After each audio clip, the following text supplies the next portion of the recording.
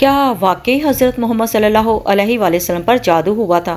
اگر ہوا تھا تو اس کا اثر کیا تھا اور اللہ نے اپنے محبوب صلی اللہ علیہ وآلہ وسلم کی مدد کیسے فرمائی؟ آج ہم یہ واقعہ جانیں گے۔ تو ناظرین، آج ہم ایک نہایت اہم اور حساس واقعہ بیان کریں گے جو حضرت محمد صلی اللہ علیہ وآلہ وسلم کی زندگی سے متعلق ہے۔ یہ واقعہ اس بات کو سمجھنے میں مدد دیتا ہے کہ اللہ تعالیٰ اپنے نبی کی کس طرح حفاظت فرماتا ہے۔ مدینہ منورہ میں ایک یہودی شخص تھا جس کا نام لبید بن عاصم تھا۔ اس نے دشمنی کی بنیاد پر نبی کرم صلی اللہ علیہ وآلہ وسلم پر جادو کیا تھا، اور جادو اس نے اس طرح کیا کہ ایک کنگھی بالوں اور نر کھجور کے خوشے کے غلاف میں جادو کی گیریں لگائیں اور اسے زرون نامی کنویں میں ایک پتھر کے نیچے دبا دیا۔ ان پر جادو کا اثر کچھ اس طرح ہوا کہ نبی کریم صلی اللہ علیہ وآلہ وسلم کو کبھی کبھار ایسا محسوس ہوتا تھا کہ جیسے آپ نے کوئی کام کیا ہے، حالانکہ حقیقت میں وہ یہ نہیں کیا ہوتا تھا۔ لیکن یہاں پر بات سمجھ لینی ضروری ہے، یہ صرف ظاہری اور جسمانی تھا۔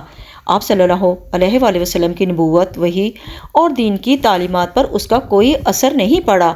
پھر اللہ تعالیٰ نے اپنے محبوب صلی اللہ علیہ وآلہ وسلم کو حقیقت بتائی۔ اللہ تعالیٰ نے آپ کی دعا پر دو فرشتوں جبرائیل اور میکائیل کے ذریعے اس معاملے کی خبر دی، اور پھر حضور پاک صلی اللہ علیہ وآلہ وسلم نے اپنے ساتھی حضرت علی علیہ السلام اور ایک ساتھی کو بھیج کر وہ کنواں صاف کروایا اور جادو کی گرہیں نکلوائیں اور ان کو کھول کر جادو کا اثر زائل کیا۔ آپ پر دو عظیم صورتیں نازل ہوئیں، سورۃ الفلق اور سورۃ الناس۔ روایت ہے کہ جادو کی گرہوں کی تعداد 11 تھی۔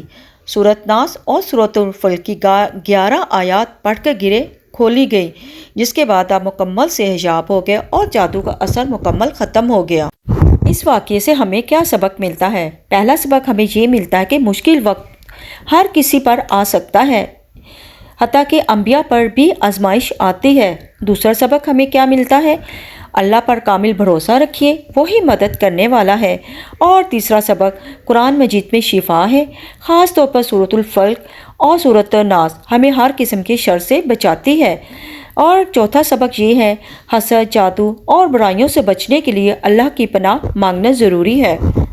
حضور پاک صلی اللہ علیہ وآلہ وسلم پر جادو ہونے کا واقعہ ہمیں صبر، توکل اور اللہ پر یقین کا سبق دیتا ہے۔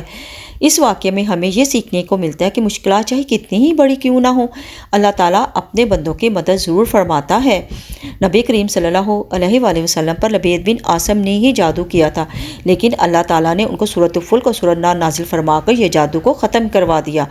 یہ ویڈیو ہمیں یاد دلاتی ہے کہ قرآن مجید میں شفا ہے، اور ہمیں ہر مشکل میں اللہ کی طرف رجوع کرنا چاہتے ہیں کہ اللہ آپ کی حفاظت کرے اور آپ جادو کی شر سے محفوظ ہو سکیں۔ تو روزانہ سورۃ الفلق اور سورۃ الناس پڑھنے کی عادت بنا لیجئے، اور اس ویڈیو کو دوسروں تک بھی پہنچائیے تاکہ یہ پیغام سب تک پہنچے، خاص طور پر مسلمز کے لیے۔